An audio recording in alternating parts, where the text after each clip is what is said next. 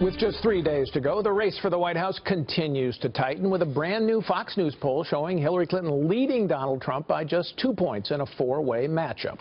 But Tuesday's results all come down to the Electoral College math and a handful of battleground states that still remain too close to call. Republican pollster Ed Goeas is here with a closer look at the numbers. So, Ed, good to have you here with us. Thanks for coming in. Glad to be here, Paul. Okay, so the conventional wisdom is it's a tight race, but Hillary Clinton has a narrow 1 to 3 point lead. Is that how you see it? I think that's basically where it is. I would put it more 3 to 4 points when looking at the polls. For example, on the Fox poll that you just mentioned, it came down from a 3-point lead to a 2-point lead. But the sample a week ago was 7 points net Democrat. The sample this week was even between the two parties. And that's not accounted for in the numbers. So actually, I don't know that the numbers wouldn't be moving away from Trump as opposed towards him looking at that sample.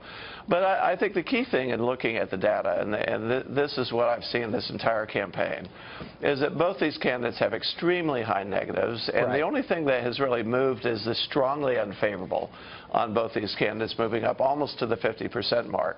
So I think everyone keeps looking for big movement in the ballot when, in fact, it's almost like a governor on a car. It's holding both of them down. Someone starts to break loose, and then it pulls it back into reason. But doesn't that mean, Ed, that there could be some volatility at the end? If people are unsatisfied with both candidates, couldn't they just throw up their hands and say, you know, we're willing to go with one or the other and move?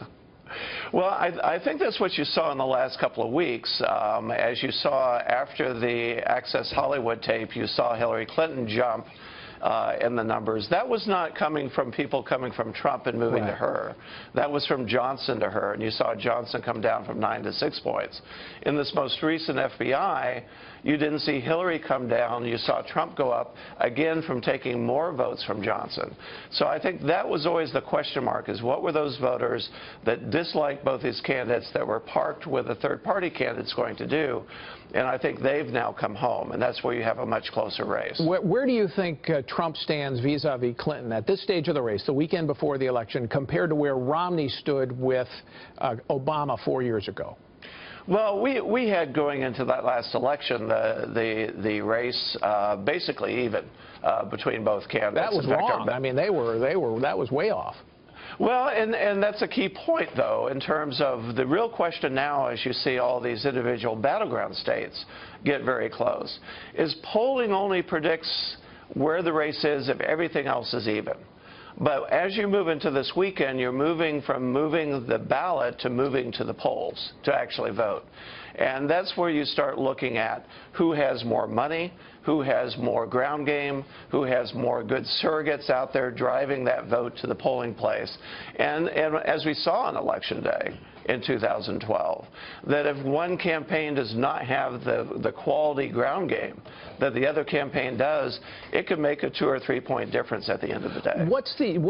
The promise of the Trump campaign, and the Ted Cruz campaign also promised this, was that they would drive a higher percentage of white vote than Mitt Romney got. Mitt Romney got 59% of the white vote in the end, but they think they could drive that higher, and the higher share of the electorate, which was 72% last time, and make it even higher, 73, 4, or 5. Are we seeing any evidence that that's taking place? You don't. And what you see, quite frankly, inside the white vote is that Trump is not doing as well with college-educated white females and even college-educated white men. He's far behind the margin where he needs to be on that. And that's kind of come into play in this election. They may turn out, but they're not necessarily voting for him. Yeah, but you're seeing, but Ed, look, you're seeing, let's take states like Iowa and Ohio, okay? Romney lost both of them. Trump is up in both of them, and they have a relatively smaller share of the minority vote than some of the other states, and Trump's lead in those states is often attributed to those voters. Well, they are attributed to those voters, and particularly in Iowa. I think Trump is going to win Iowa. I think if you look at the numbers today, assuming that the ground game is even between both those campaigns, I think Trump wins Ohio come Tuesday night. But that's kind of where the story ends. You don't think Ohio is within reach for Trump? No, I think Trump does win Ohio, Oh, okay. assuming everything is the same. But you look at Pennsylvania, you look at North Carolina, you look at Florida, you look at Nevada, all states that Trump probably has to win to get over that 270 mark. Those states are a real question mark. They have closed. But the real question is going to become the ground game, who does a better job of turning out your vote, on whether he squeaks through on some of those states or, in fact, loses those states. It'd be fascinating to see, could this be the year where you have a different kind of map, where Trump breaks through in one of these Midwestern industrial states, for example, that like Wisconsin or Michigan. Michigan's close to even, and Hillary Clinton campaigned there on Friday. It was a surprise to me for her to go there. He sneaks through with one of those states, surprisingly, and then could lose a state where Romney won, like North Carolina or you know, perhaps Florida. Romney lost that, but it was close. Well, I think both Florida and North Carolina are on the cusp. I think it's kind of a false lead in terms of Michigan and in Wisconsin, quite frankly. So you don't think he's going to make a breakthrough in any of those? You think he's got to go basically all the Romney states and then sneak into with Iowa, Ohio, maybe sneak in with a New Hampshire, a Colorado, Nevada, something else? I think he needs Nevada. I think he needs Iowa. I think he could do New Hampshire. He has to win North Carolina. He has to win Florida. He has to win Ohio.